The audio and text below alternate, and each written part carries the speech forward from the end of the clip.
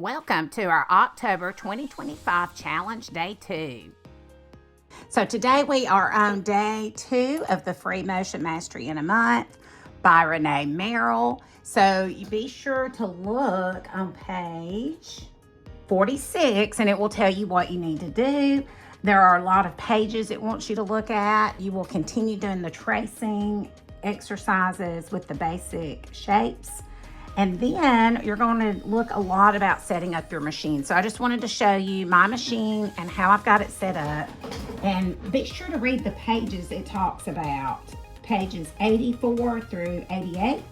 Then you're going to read about needles. Find a needle that's going to work with your thread. There's a link that you can also go to that's listed in the book. This is the one I'm going to start with, Topstitch Needles.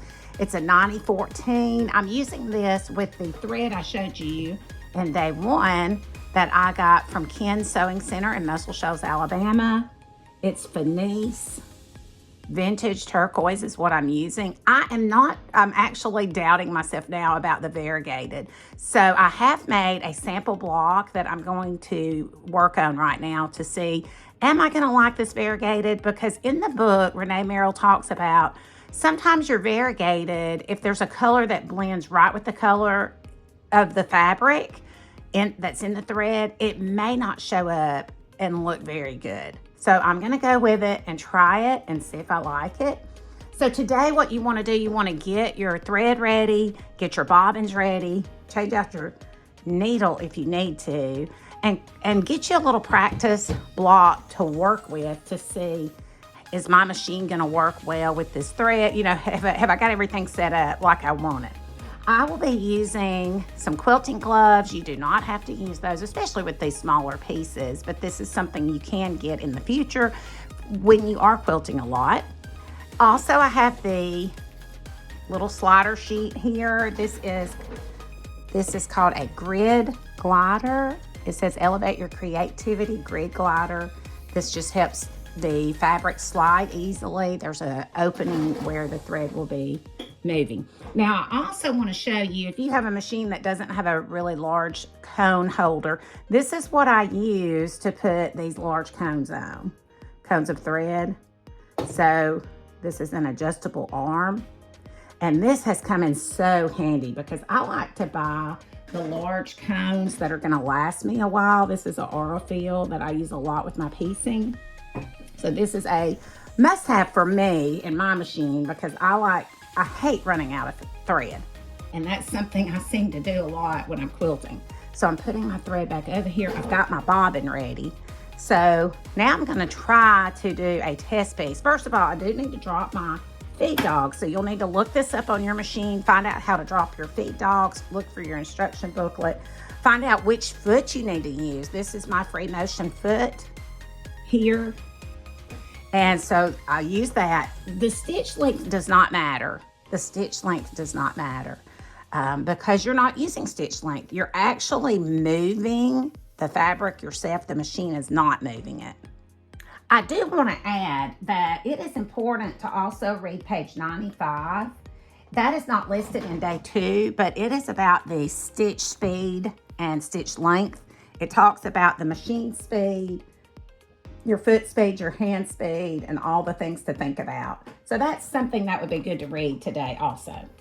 On page 87, when you read about tension and adjustment, it shows us a stitch to make for a sample. So I'm going to try to do that now. Of course, it's not going to be perfect. I'm going to go down, around, and around. And the reason we're doing that is we want to check the tension on our curves when we are making our curves. So let's go for it. All right, so what I'm gonna do first before I start stitching is I'm going to practice the shape that I'm going to make. I'm gonna go down, around this way, and then around the opposite way and up. All right, so now I wanna practice that not just with my finger, with my hand movement. Down, around, the other way and up. I'm gonna do that again. Down, around, then I wanna go the opposite direction and up. I'm sure mine is not going to look just like the drawing. Okay, so I'm putting my presser foot down Another thing you do want to, if you can regulate the speed on your machine, I forgot to mention that earlier. Let me move my camera over here. So right here, I have a speed regulator on mine, and it shows the rabbit and it shows a turtle. So if I go toward the turtle, it makes it slower. So what I try to do, the book suggests, I believe, like 2/3 slower than the fastest speed. Start with that so you can figure out the speed that's going to work for you. Everyone's speed is different, okay? Here we go.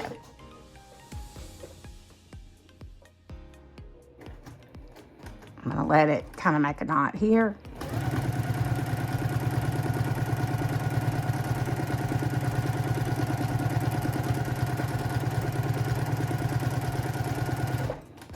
All right, so let's look at this a little closer. Here is my thread.